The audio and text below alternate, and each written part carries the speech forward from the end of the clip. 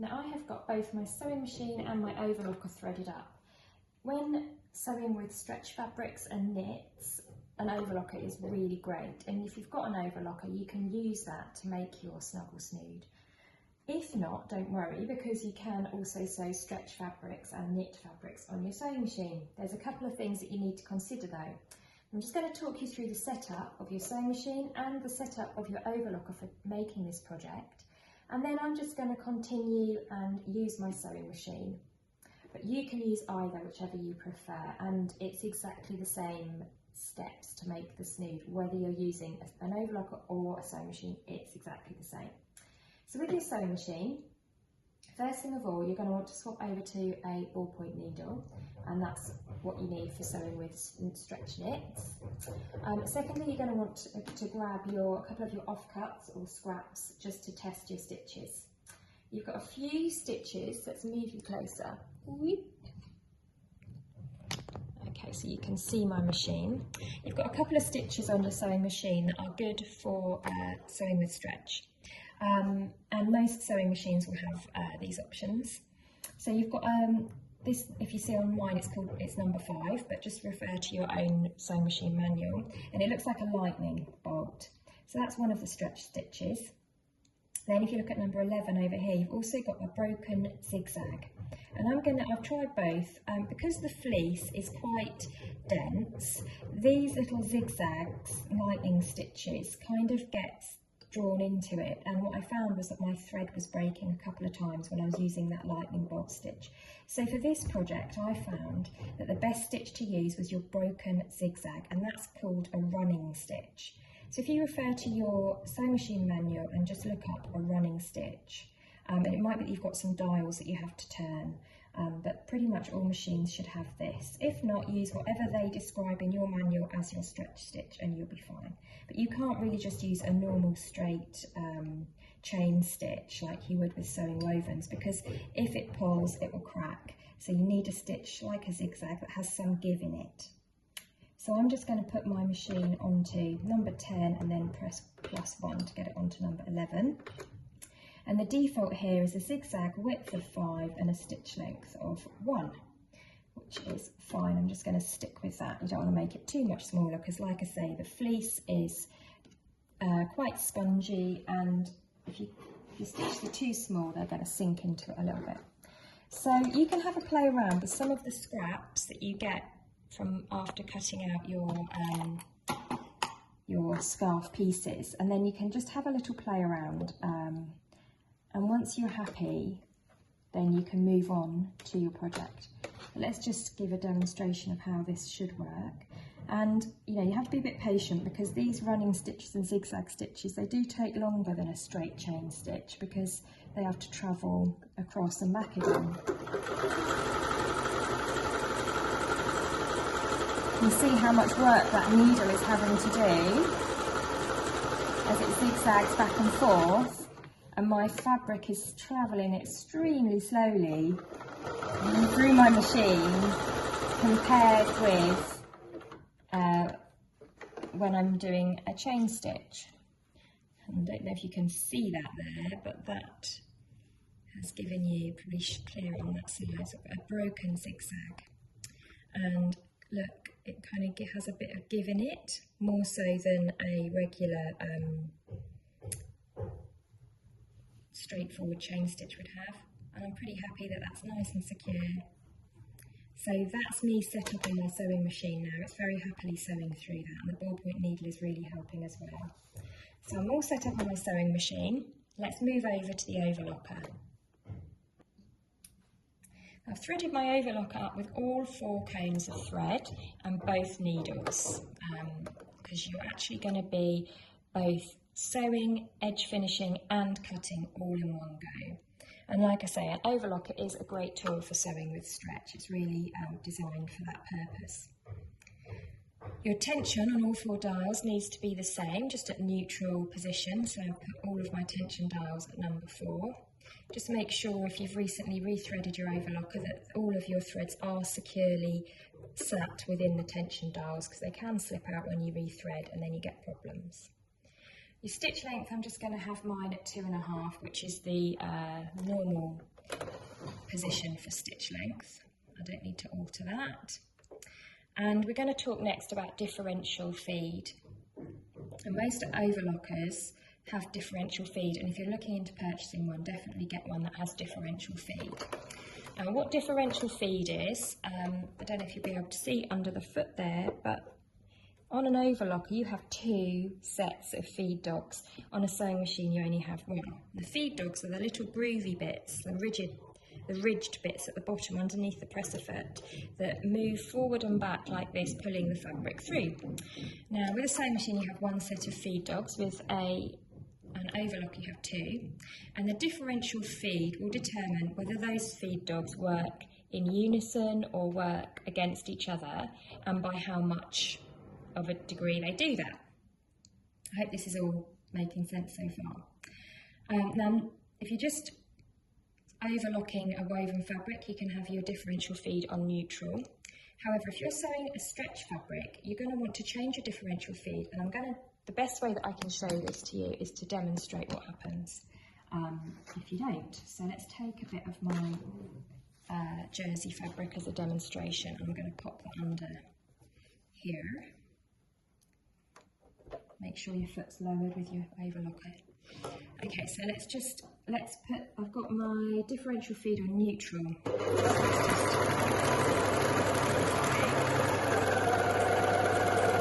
Okay, so now what I'm going to do is I'm going to put my differential feed down to as low as it will go, which is 0.7. I'm going to sew another bit.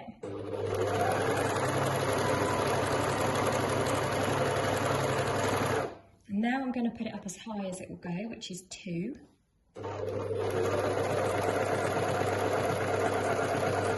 And now I'm going to draw it back to where I want it to be, which is at about 1.5.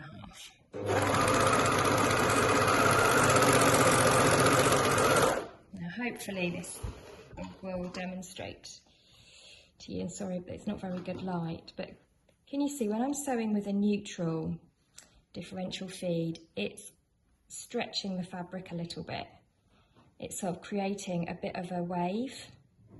Because the jersey fabric has stretch in it, and the overlocker is quite brutal, it's as it's kind of chomping through the fabric, it's stretching it, and then you get this wavy line. So then when I turn the differential feed all the way up, that wavy line gets even more exaggerated. So I then turned it all the way down as low as it would go, and you get this almost gathering. And then I put it back to where I want it to be, and what you want to get, you can fiddle around with your differential feed on a piece of scrap.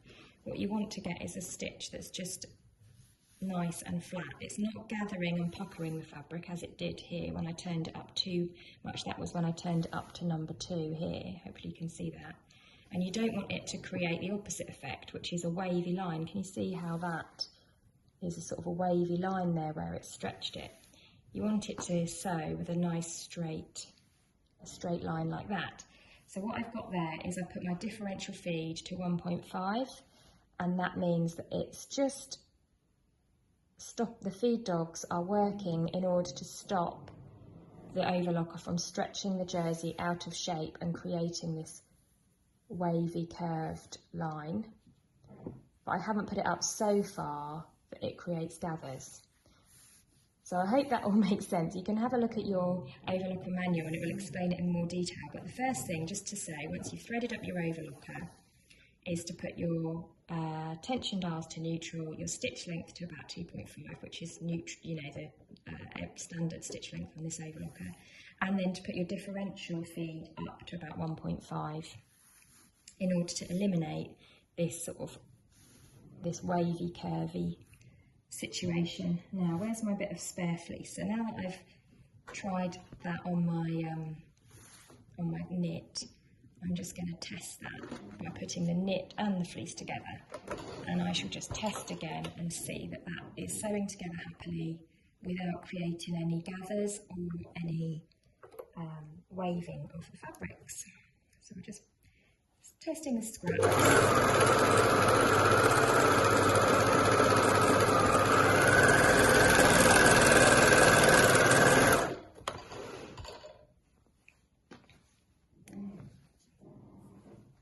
There you go. So I'm pretty happy that that is nice and straight. It is actually waving a little bit, so I could just turn it up a little bit more to in between 2 and 2.5. But yeah, so that's a pretty good overlocked seam there. And if you've not used an overlocker before, it just creates this lovely neat edge where you get everything sort of zigzagged together.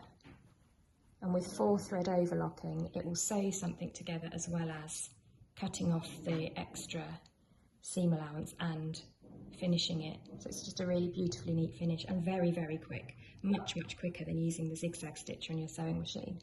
But because most people have sewing machines, I'm going to make this snood on my sewing machine. But hopefully that little bit of overlocker advice helped you there as well. First stage is to take your fleece and fold it in half lengthways with right sides together. And then you're just going to pin or clip down this edge here. I'm going to use Wonder clips. Wonder by name, Wonder by nature. Love these clips. Just use them for everything. Just put about 3 just to hold it in place, ready for sewing.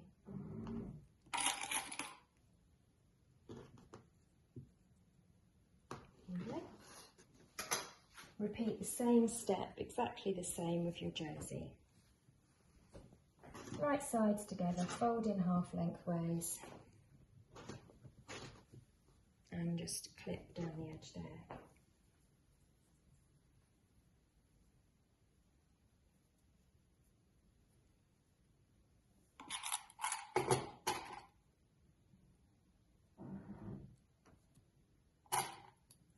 Excuse the drilling in the background, we've got builders in converting the garage, which I'm happy about because that's going to be my sewing room, so I'm not complaining.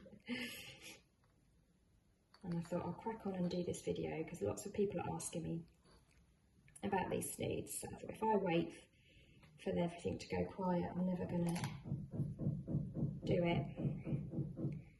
And this is the reality of life. Sometimes things are noisy. So you just have to be a bit patient with sort of rolling your jersey out and making it flat. And you can use pins if you like, or you can use Wonder clips. Just match those raw edges there. There you go. So those are both now done and ready to sew. And the next step is simply to sew those 2 tubes of fabric together. So I'm going to start off with the fleece.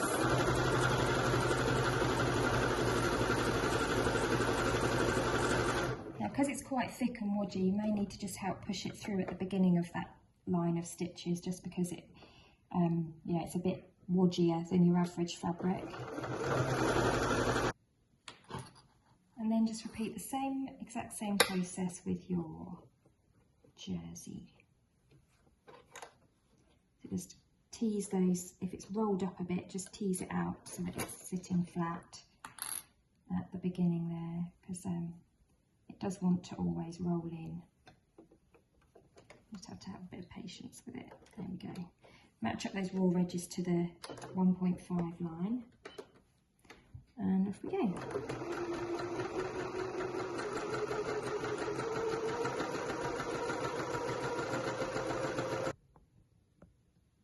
There are my 2 tubes of fabric.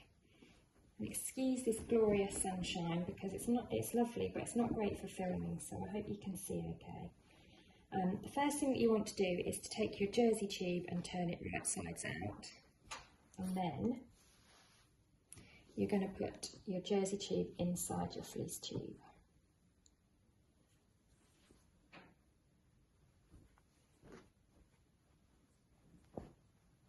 One inside the other.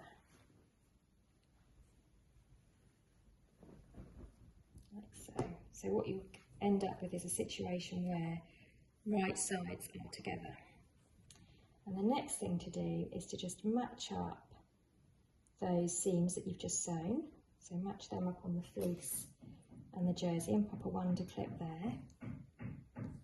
And then you're going to go round and clip all the way around the circumference of the top edge of that tube, matching the raw edges. So you're going to have to roll that jersey out so that it matches with the fleece, and pop either pins or wonder clips at intervals.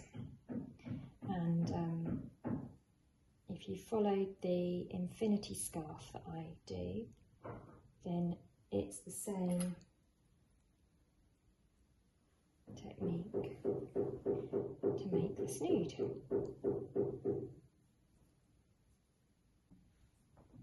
There we go, so that's now matched up all the way around the edge and just clipped.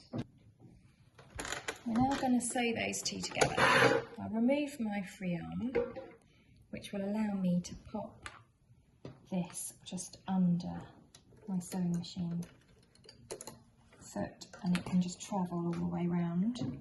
Just tuck that round there so it's nice and flat. And then we're just going to go around in one big circle and attach the fleece to the jersey. Take it nice and slow, make sure you're not kind of going off at an angle or that the fabric isn't stretching away from you. Just take it slowly, stop at intervals and just check that you're all okay. Take your clips or pins out as you go. If you're using the overlocker again for this stage, just make sure, because you haven't got a free arm situation with an overlocker, just make sure as you're doing it that the other side of the snood isn't getting caught underneath.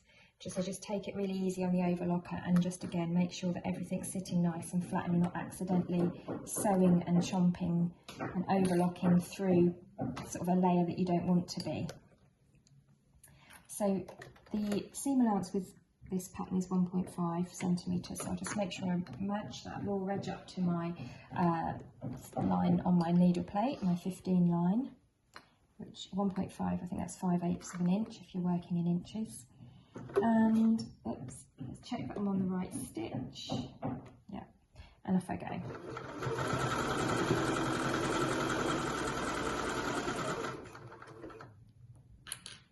I've really got the sun in my eyes. I hope that you can see okay. Quality video productions here. Sun in my eyes, builders knocking in the background. At least the children are at school.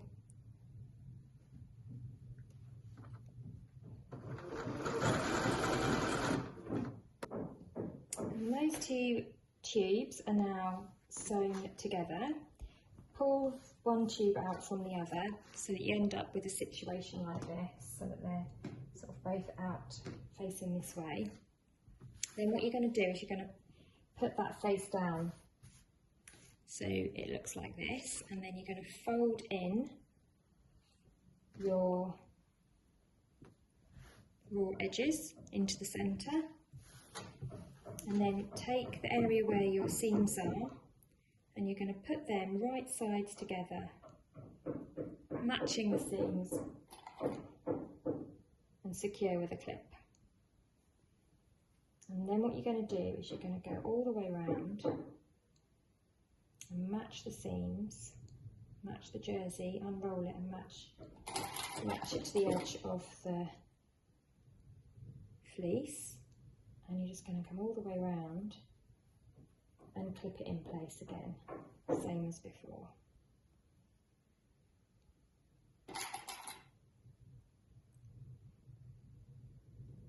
Now what you're going to want to do is just here, you're going to want to leave a gap, because you're going to turn your snood through and out through that gap. So to remind myself that I need to leave a gap, what I do is I either put 2 pins or 2 clips at the beginning and end of the gap, and that reminds me that that's where I want my gap to be.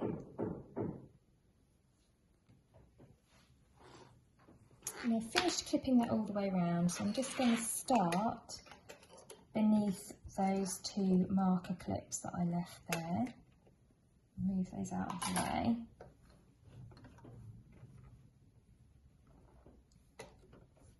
And I'm going to come all the way around, sewing those 2 layers together until I come back to the 2 marker clips at the beginning again.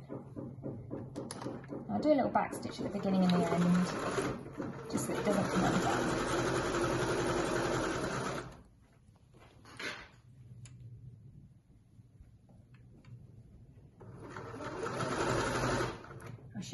on the instructions that you need a dustpan and brush for this project as well, because your whole house is going to be covered in these little fluffy bits.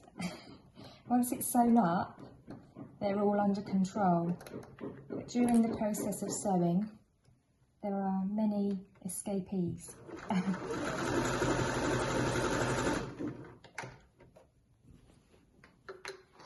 You just need to unravel it as you go, bring the loop through to the outside. Make sure that you've not got anything caught up underneath there that's catching where it ought not to be. So you're only sewing together those two layers, the fleece and the jersey. And there we are, so I've now come all the way round, sewing those edges together, and I've got my gap here, so I'm just going to use my hand to pull everything through to the right side.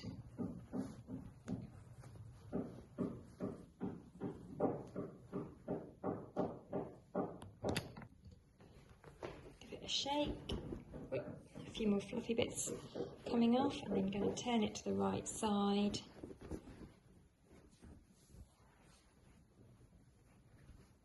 And there is your Snuggle Snood, all ready to wear. Almost ready to wear. You're going to find your gap here that you left to turn it through. And last but not least, you're just going to close that up. The way that I would suggest doing this is just to fold the two edges in. They're going to kind of want to roll in anyway. Pop a couple of clips in place to hold them, or pins. And then get your hand sewing needle, and you can just carefully catch those two edges together. It's only about this long, and it's sort of next to that seam there, so you can wear that towards the back.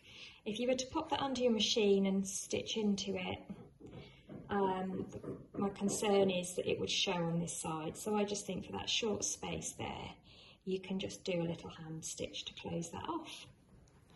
And that's your lovely starry Snuggly Snood, all made.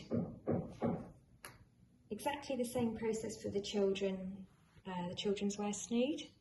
And I hope you really enjoyed that tutorial today. Thank you for joining me, and don't forget to like this video if you found it useful, and subscribe to my channel for lots more lovely sew-alongs.